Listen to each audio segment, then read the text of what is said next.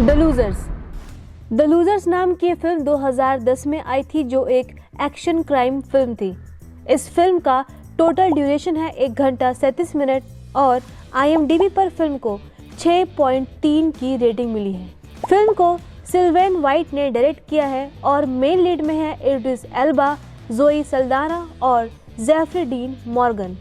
इस फिल्म का world wide gross collection रहा है 29.9 मिलियन अमेरिकन डॉलर।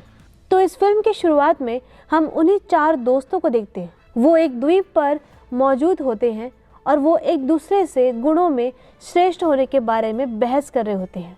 यानी वो कह रहे होते हैं कि मैं तुमसे बेहतर हूँ। अचानक से उनकी शर्त लग जाती है और वे ताश का खेल खेलने में व्यस्त हो जाते हैं और इस तरह हमें उनका असली परिचय दिखाया जाता है। इसके अनुसार एक सैनिक का नाम जेनसेन होता है, जो कि तकनीक का मास्टर होता है। दूसरे का नाम होता है कॉगर, जो कि तीरंदाजी में मास्टर होता है।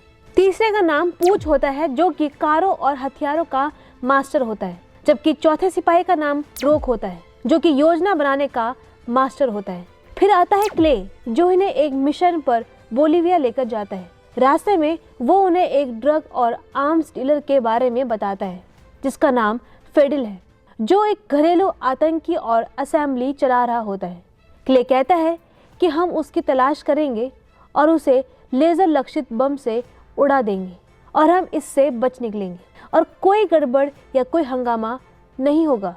फिर वे सब लक्षित क्षेत्र में पहुंच जाते हैं, लेकिन जहां उन्हें वे हमला करना होता है वहां बच्चे होते हैं। फिर वे विपरीत दिशा में जाकर हमला करते हैं। वे परिसर में प्रवेश करते हैं और सब सैनिकों को एक एक करके मार देते हैं। क्ले उस ड्रग डीलर को भी गोली मार देता है और वे सभी सफलतापूर्वक उन बच्चों को बचा लेते हैं और वहां से निकल जाते हैं और उन सब बच्चों को एक हेलीकॉप्टर में सुरक्षित भेज देते हैं। लेकिन परिचालन केंद्र से क्ले को मैक्स नाम का एक आदमी बताता है कि इस हेलीकॉप्टर को नष्ट करने का आदेश आया है। अचानक एक मिसाइल आकर बच्चों के साथ उस हेलीकॉप्टर को नष्ट कर देती है। उन सैनिकों को पता होता है कि यह हमला बच्चों को मारने के लिए ही किया गया था, इसीलिए वो अपनी नकली मौतों को साबित करने के लिए वहां अपना सामान वहीं छोड़ देते हैं। खबरों में ये साबित हो जाता है कि उन सब की मौत हो चुकी है और अगले दृश्य में हम देखते हैं कि 2 मुर्गियों की लड़ाई हो रही होती है और वहाँ क्ले और रॉक ने उन पर दांव लगाया होता है, लेकिन वो हार जाते हैं और वहाँ एक लड़की क्ले को देख रही होती है। क्ले और रॉक एक दूसरे से बात कर रहे होते हैं और क्ले रॉक को कहता है कि हमें मैक्स के खिलाफ जाने के लिए कुछ भी करना होगा। रॉक उसे कहता है कि हमारे पास पैसे नहीं है, ना ही हम अब सैनिक हैं, इसलिए वे उसे कहता है कि ये सब नहीं करना चाहिए। फिर हम क्ले को एक क्लब में देखते हैं। वहाँ वही लड़की उसका पीछा करते हुए वहाँ तक आ जाती है। वह उसके साथ खुलकर बात करने की कोशिश करती है और क्ले को होटल के कमरे में ले जाती है। वह लड़की वॉशरूम जाने के बहाने से अपनी बंदूक छुपा कर आती है और उन दोनों में ज़बरदस्त किस्म की लड़ाई शुरू हो जाती है। और देखने में तो वह लड़की कमज़ोर सी होती है, लेकिन जब वह क्ले के साथ लड़ती है तो ऐसा लगता है जैसे वह लड़ाई की मास्टर है। वह क्ले के सिर पर बोतल फेंकती है, लेकिन वह बच जाता है। फिर वो उसे कुर्सी से मारती है और वह एक अच्छी सेनानी थी। फिर क्ले उससे पूछता है कि तुम मुझसे क्या चाहती हो। वो कहती है कि मैं मैक्स को खोजने में तुम्हारी मदद कर सकती हूँ। क्ले महिला से पूछता है कि तुम कैसे जानती हो कि हम जीवित हैं। वह कहती है कि मैंने हेलीकॉप्टर के एक टुकड़े से पूरे दांत गिन लिए थे। वह क्ले को एक डील देती है, जिसमें वह उससे कहती है कि मैं आप सबको आपकी स्थिति वापस दिलाऊंगी और उसके बदले में मुझे मैक्स चाहिए। वो महिला उसे बता देती है और वहाँ सभी सैनिकों के साथ आने के लिए कहती है। क्ले उससे कहता है कि अगर तुमने मुझसे झूठ बोला है तो मैं तुम्हें मार डालूंगा। अगले दृश्य में हम देखते हैं कि वो सब उस लड़की के कहने पर एक कब्रिस्तान में आ जाते हैं, क्योंकि उस लड़की ने वहां मिलने को कहा था।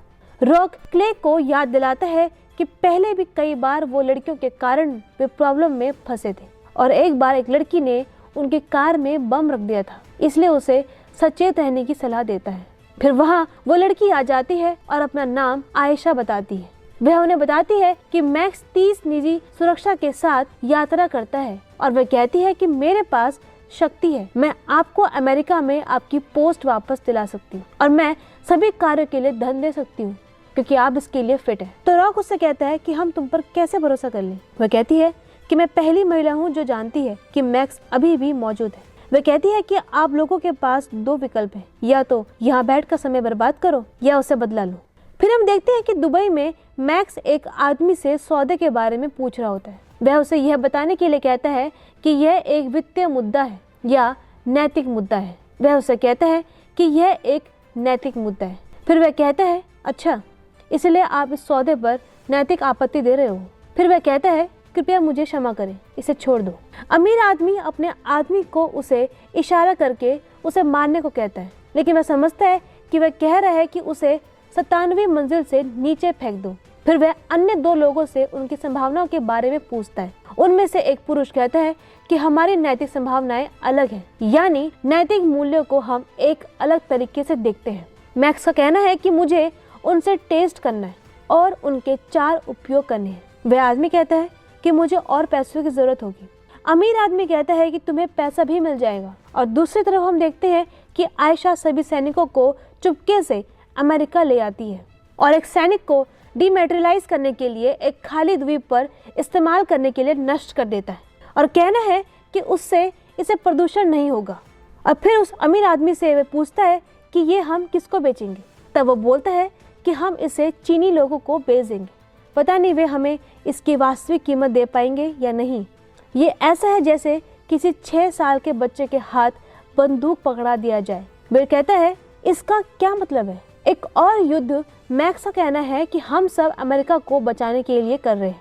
मैक्स का सहायक छाता नहीं संभाल पाता है तो वो उसे गोली से मार देता है।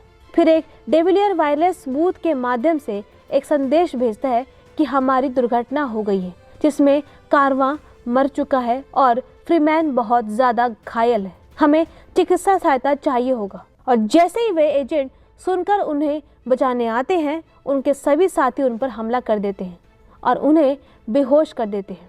फिर वहाँ क्ले और आयशा आ जाते हैं और इतने में पूछ और रोक क्ले को दिखाने के लिए एक रॉकेट लॉन्च तैयार करते हैं। वे इसका परीक्षण करते हैं, वे सफल हो जाते हैं और वे खुश हो जाते हैं। फिर हम देखते हैं कि वे शिविर में वापस आकर हेलीकॉप्टर को पेंट कर रहे होते हैं और जेनसेन आयशा से पूछता है कि तुम कहाँ से हो। वह उसे बताती है कि मैं उत्तरी अमेरिका से हूँ। फिर वह उसके साथ फ्लर्ट करने की कोशिश करता है और दूसरी ओर अन्य समूह के सदस्य क्ले से उपकरण तैयार करा रहे होते हैं और आयशा उनसे कहती है कि मुझे लगता है कि ये बंदूकें हमले के लिए बहुत छोटी है। फिर रॉक आयशा से पूछता है कि तुम्हें मैक्स से क्या समस्या है, हम घर वापस भी तो जा सकते हैं। तो आयशा उसे सौदे के बारे में याद दिलाती है तो रॉक उसे कहता है कि तुम्हारी बदतमीजी क्ले के साथ थी और मुझे मेरे सवालों के जवाब चाहिए। फिर आयशा उसे बताती है कि मैक्स उन्नत हथियार खरीद रहा है और मैं नहीं जानती कि इस सब का अंत क्या होगा, लेकिन मुझे बस इतना पता है कि जब भी वह किसी चीज़ में दिलचस्पी लेता है तो बहुत से लोग मारे जाते हैं। रॉक उससे पूछता है कि क्या तुम्हें लगता है कि तुम उसे रोक पाओगी। तो वह कहती है कि ये काम तुम लोग करोगे। रॉक अपनी बंदूक उस पर तान कर और क्ले से पूछता है कि क्या मैं इस लड़की को मार दूं। तो आयशा कहती है कि मुझे गोली मार दो, लेकिन क्ले उसे रोकता है। फिर कुछ देर सोचने के बाद रॉक मान जाता है और उसे गोली नहीं मारता, लेकिन उसे कहता है कि अगर इस लड़की की वजह से हमें कोई परेशानी हुई तो मैं उसे नहीं छोड़ूंगा। अगले दृश्य में हम देखते हैं कि रॉक और क्ले एक कार के भीतर छुपकर देख रहे होते हैं। एक कार प्रोटोकॉल के साथ जा रही होती है और उनका मानना है कि इसके अंदर मैक्स ही है। और जैसे ही मैक्स की कार चलती है तो रॉक उस पर एक स्थान से हथियार चलाता है जिससे उनको पता चल सके कि मैक्स कहाँ जा रहा है। वो सब अपनी स्थिति निर्धारित कर लेते हैं और कॉगर एक कार पर ध्यान केंद्रित रखता है और उस पर गोली मार देता है और यह नष्ट हो जाता है और मैक्स का साथी वहां से निकलने की कोशिश करता है, लेकिन उसे पता चलता है कि आसपास के सभी रास्ते बंद हैं। इस बीच क्ले कार में से निकलकर उनकी तरफ एक धुआं का गोला दागता है और साथ ही आयशा और पूछ हेलीकॉप्टर में आ जाते हैं और मैक्स का साथी उन पर गोली चलाने का आदेश देता है और साथ ही रॉक ने जिस कार में आग लगाई हुई थी वो उस पर गोली चला देता है और वेड नियंत्रक से मदद को कहता है और जिस ट्रक में हथियार जा रहे थे वे इसे हेलीकॉप्टर के माध्यम से उठा लेते हैं। अब मैक्स के सैनिक जमीन में हेलीकॉप्टर पर फायरिंग शुरू कर देते हैं और फिर क्ले पूछ से उनकी वर्तमान स्थिति पूछता है तो वह कहता है कि हमने ट्रक उठा लिया है और अब उसे ले जा रहे हैं। फिर वो सब वापस आ जाते हैं और पूछ आश्चर्यजनक होकर क्ले से कहते हैं कि क्या तुम जानते हो वहाँ मैक्स का आदमी वेड भी मौजूद था। इस बीच रॉक उसे कहता है कि हमें ट्रक के अंदर देखना चाहिए कि उसमें क्या है। और जैसे ही ट्रक का दरवाजा खुलता है तो उसमें से सिपाही बाहर आते हैं। वो क्ले पर बंदूक रख लेते हैं। फिर वह आते हैं और उन सैनिकों को बेहोश कर देते हैं और क्ले को बचा लेते हैं। क्ले उनके एक सैनिक से पूछता है कि मैक्स कहाँ है। वह उसे कहता है कि मैं नहीं जानता। पूछ उसे भी बेहोश कर देता है। फिर कॉगर ट्रक से एक बॉक्स निकाल कर लाता है तो उसमें एक हार्ड ड्राइव निकलती है। वो हार्ड ड्राइव लॉक थी और उसे हैक किए बिना नहीं खोला जा सकता था। क्ले आयशा को मारने और सब कुछ जलाने का आदेश देता है और आयशा उसे कहती है क्या तुम नहीं देखना चाहोगे कि उस हार्ड ड्राइव में क्या है। वो कहती है मुझे नहीं पता कि मैक्स कहाँ है, लेकिन मैं इतना ज़रूर जानती थी कि वो उस ट्रक में अपना कुछ बहुत कीमती सामान लेने जा रहा है और कहती है कि इसमें जो भी है हमें देखना चाहिए ताकि हम उसके खिलाफ इस्तेमाल कर सकें। जेनसन क्ले को बताता है कि यह हार्ड ड्राइव आसानी से नहीं खुलने वाली। क्ले कहता है कि क्या तुम्हें याद है कि उस आदमी की वजह से बच्चों की जान गई थी। तो रॉक कहता है कि हाँ मुझे याद है, लेकिन मुझे इन सब में नहीं पड़ना। मुझे अपनी पहली जैसी लाइफ चाहिए। जब वह गुस्से में उस लड़की को मारने जाता है तो क्ले उससे कहता है कि अगर तुम्हें मेरे काम करने का तरीका पसंद नहीं है तो तुम जा सकते हो। तो रॉक उससे कहता है कि कहाँ जाऊँ, अब हम सब फंस चुके हैं और तुम आगे क्या करना चाहते हो। ये सब बातें करके वो क्ले को गुस्सा दिलाता है तो क्ले उससे घूंसा मारता है। बाकी सब उसे रोकते हैं। फिर पूछ रॉक को कहता है कि तुम्हें इस बात पर खुश होना चाहिए कि हम जिंदा हैं और हमारे पास मैक्स के खिलाफ उपयोग करने के लिए हार्ड ड्राइव है।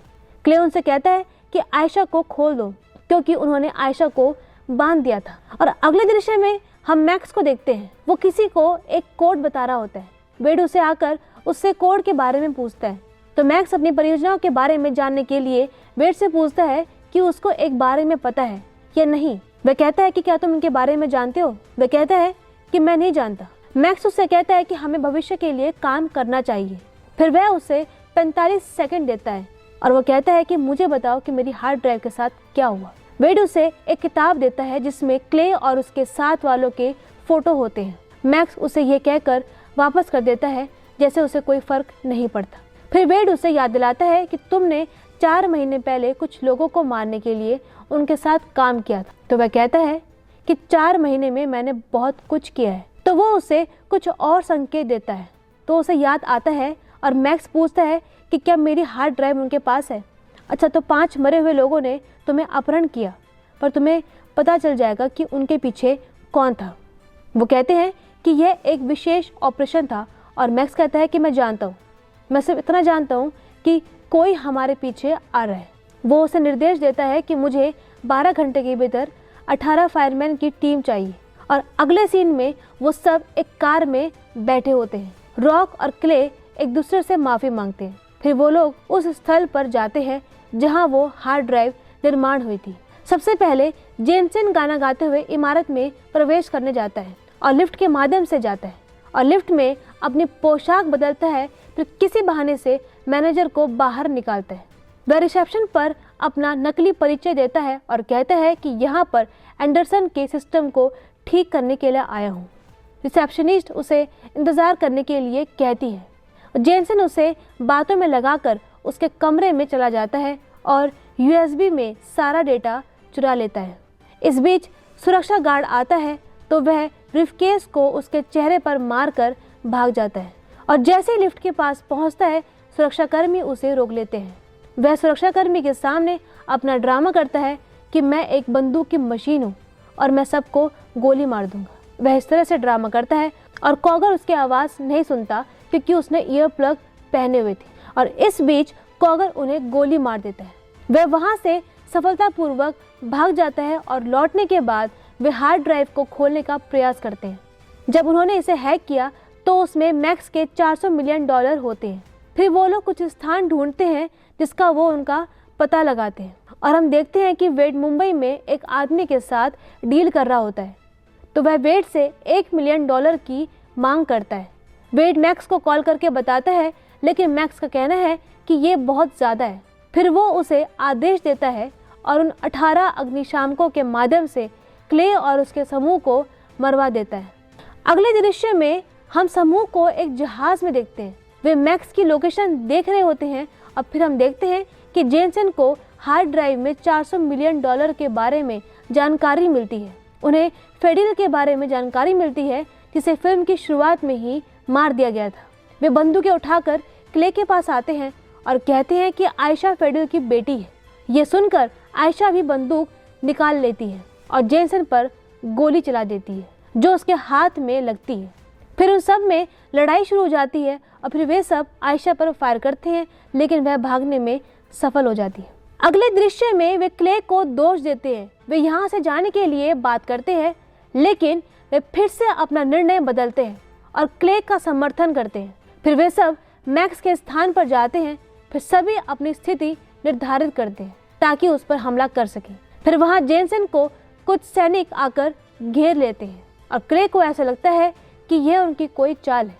रॉक वेड के साथ मिलकर क्ले को पकड़ लेता है और उसे बुरा भला कहता है और वो हार्ड ड्राइव वेड को दे देता है।